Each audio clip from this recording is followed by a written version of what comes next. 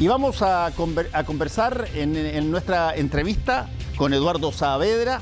Él es el decano de la Facultad de Economía de la Universidad Alberto Hurtado, pero además fue ministro del Tribunal de la Libre Competencia, además asesor en este informe del cual vamos a hablar, que tiene que ver con, adivinen qué, el mercado del gas. Y muchas gracias por estar acá, Eduardo. Muchas gracias por la invitación. Fíjate que hay una cosa bien impresionante. En las películas, en las series, cuando se habla de, por ejemplo, entre comillas, corrupción o algo así, básicamente tú ves grandes cosas gigantescas, drogas que se transportan por aquí, por allá. Sin embargo, cuando el fenómeno asociado al fair play o al rompimiento del fair play, de las reglas del mercado, el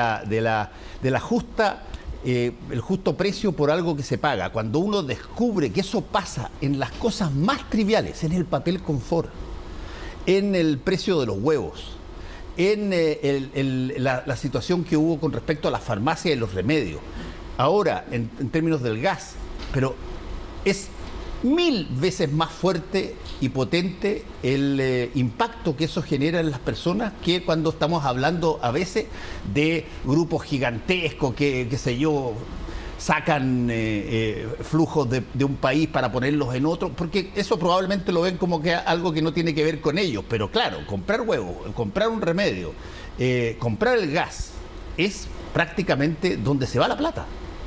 Entonces, este tema ha calado muy fuertemente en muy poquito tiempo y queríamos ver un poquitito, porque tú has sido parte de este informe que salió al respecto. ¿Por qué no nos pones el contexto del problema del gas? Claro, mira, Fernando, bueno, efectivamente lo cotidiano se supone que se maneja a través de un juego que todos acordamos jugar de alguna manera, y efectivamente cuando alguno de los actores que debe cumplir, que tiene una responsabilidad que cumplir, no solo termina acarreando un problema para su grupo, para ellos o para la gente que directamente abastece, sino en este caso para toda la mirada que tiene la sociedad sobre los empresarios en Chile, por ejemplo. Y eso es parte de una fe pública que se malgasta y que probablemente cuando se toman decisiones empresariales no lo tienen en cuenta y bueno, terminan pagando mucho los platos rotos.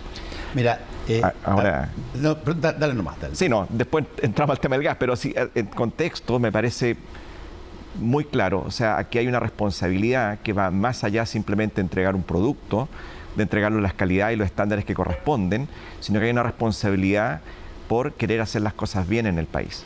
Y la sensación de abuso que está presente simplemente se ve alimentada por situaciones como esta. Ahora, eso lo hemos visto en otras cosas que, como yo te decía, de pronto parecen graves, son graves. Uno las cita, pero no le llegan de una forma muy particular, digamos. El financiamiento ilegal de la política, por ejemplo, tú tienes que entender que ese financiamiento ilegal de la política te afecta directamente porque la persona que pusieron, que va a generar las políticas públicas en tu distrito o tu circunscripción, bueno, fue mala vida la llegada, si tú quieres, y está bien, la persona puede tener una relación con eso, pero cuando a ti te dicen de que algo que valía 100, te lo venden en 180 de una forma mala, a través de una triquiñuela o alguna cosa, y eso que tú estás comprando es esencial para ti, la cosa cambia. Efectivamente.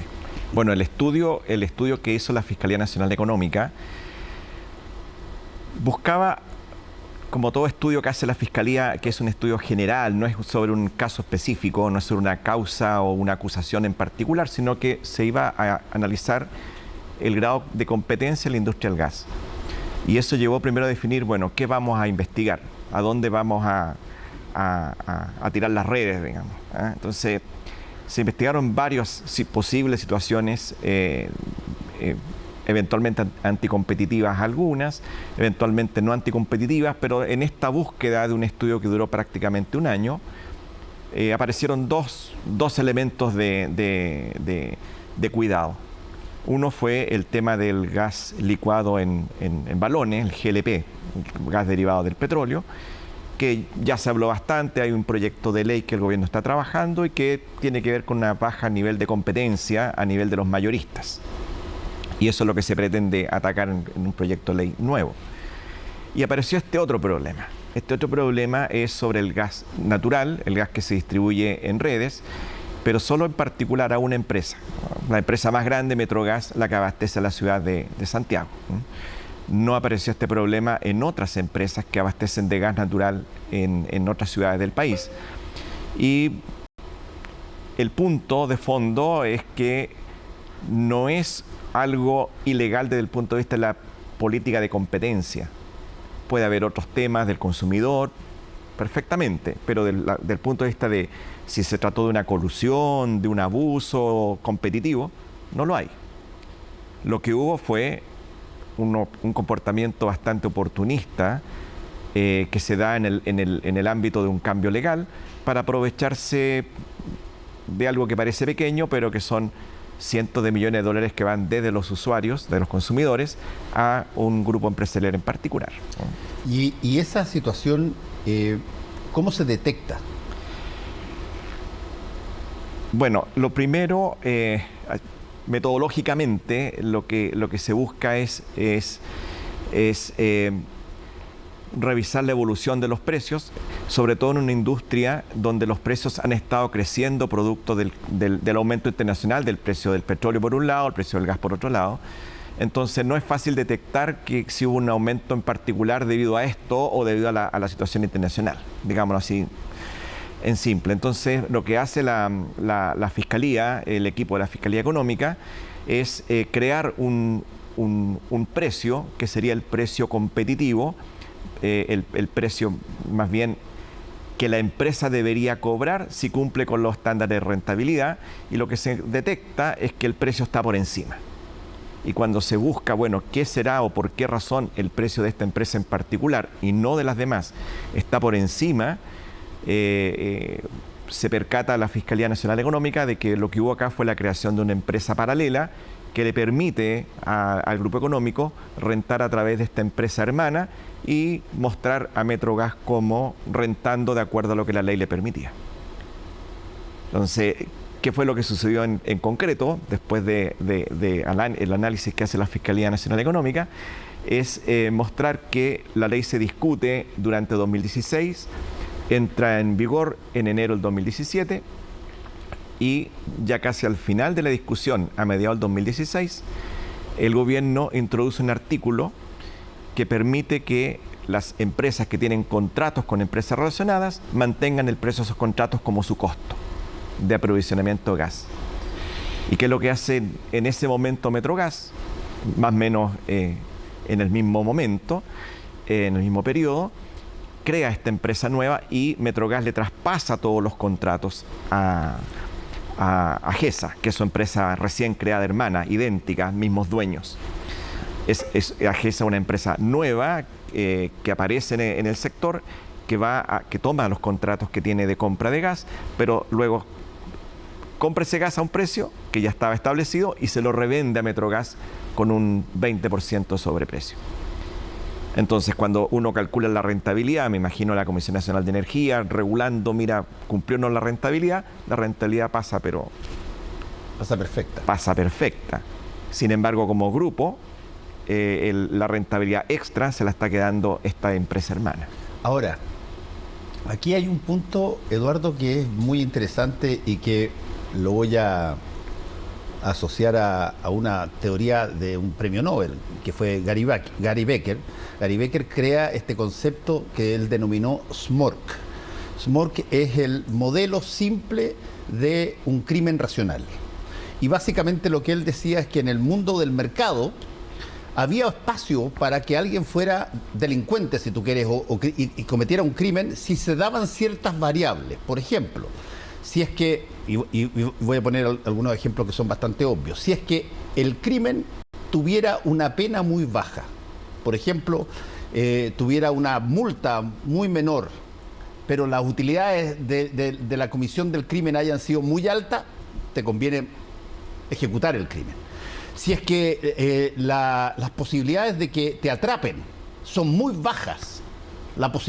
Una vez más te dice, lo más probable es que vaya gente que vaya a hacer el crimen.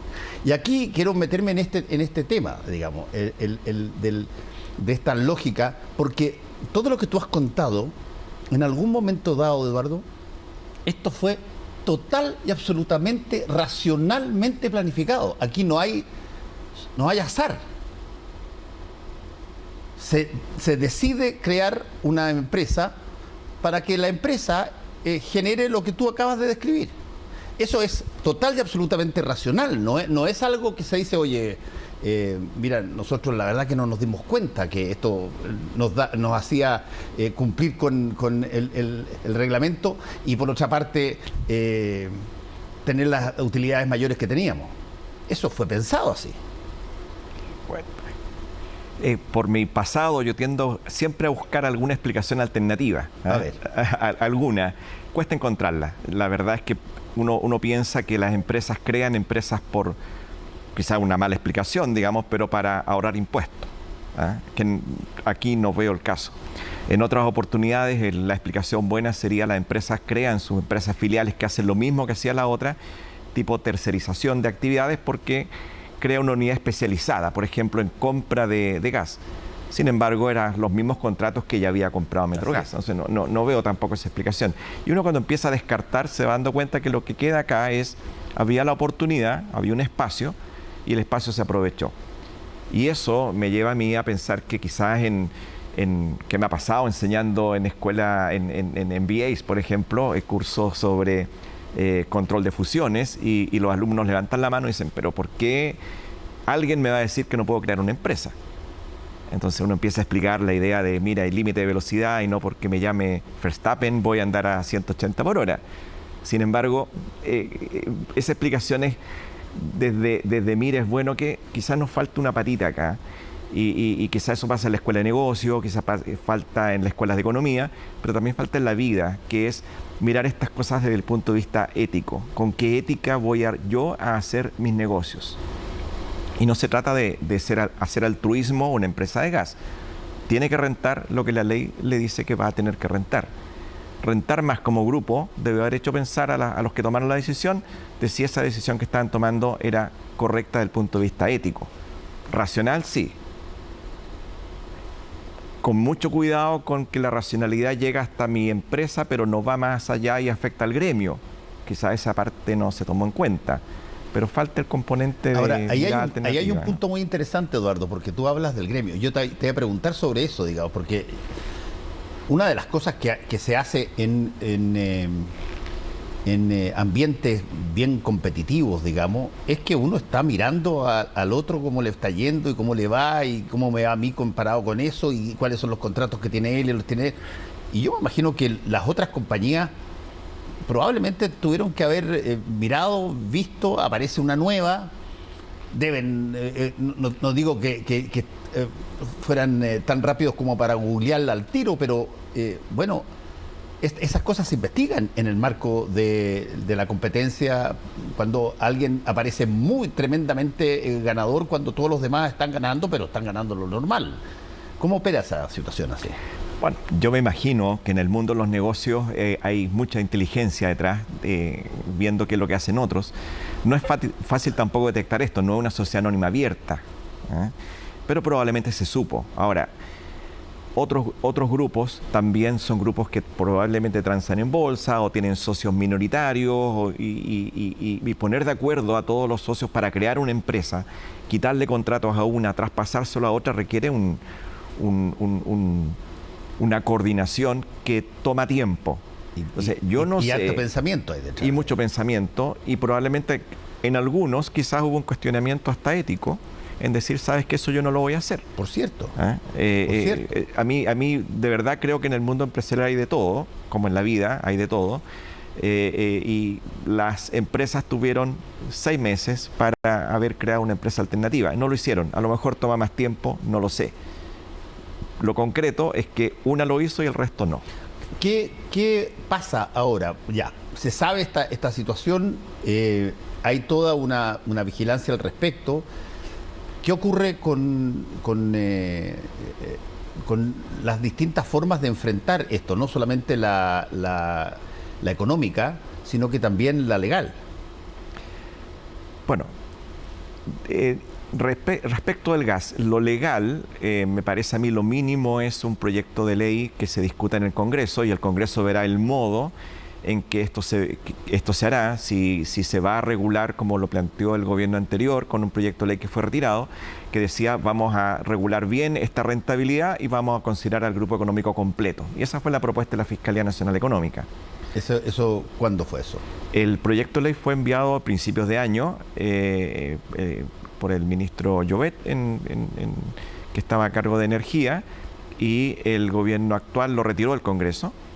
Y lo que yo escuché al ministro Huepe fue que, sacando el proyecto de ley de gas GLP, va a enviar un proyecto de ley nuevo sobre gas natural.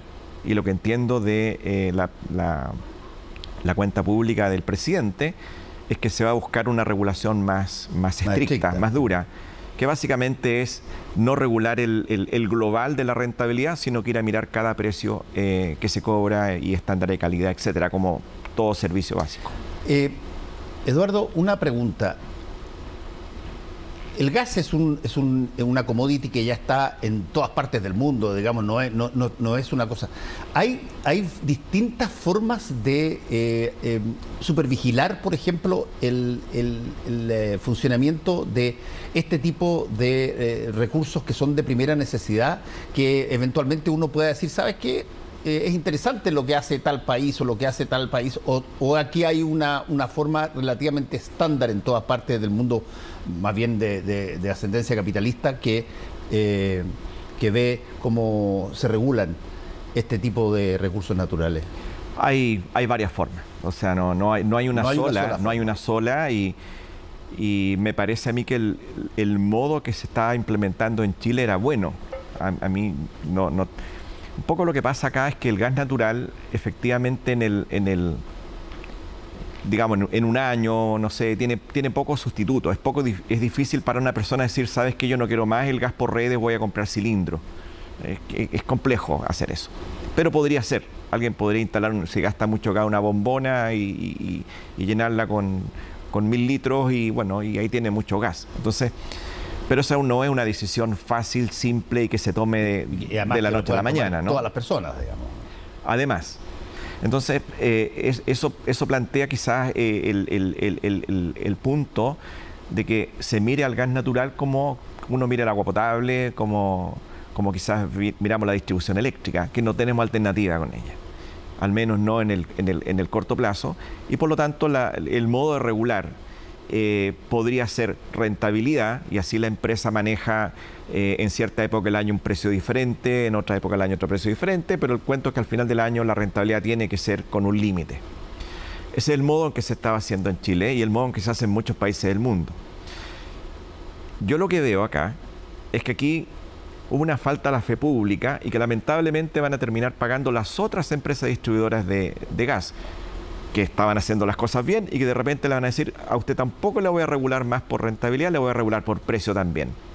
Esa regulación es más compleja, es más cara de hacer y claro, permite a una autoridad, una Comisión Nacional de Energía, por ejemplo, estar encima de cada precio, de manera que ciertos clientes no queden sin gas porque subió mucho su precio, o de que este precio se aplane en el año, o que, en fin, el modo en que se va a hacer me parece ideal que se discuta en el Congreso.